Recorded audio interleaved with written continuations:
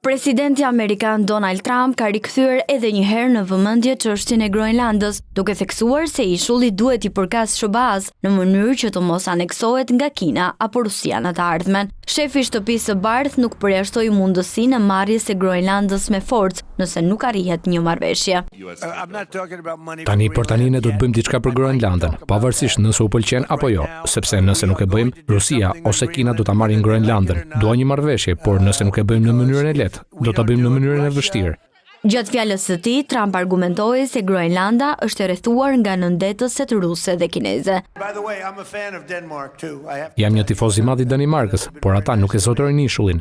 Ne kemi nevojë për Groenlandën për arsye sigurie dhe ishulli është I rrethuar nga nëndese ruse dhe kineze. Nuk do ta lejojmë Rusin ose Kinën të pushtojnë Groenlandën, dhe kjo është ajo që do të bëjnë ata, nëse nuk e bëjmë ne.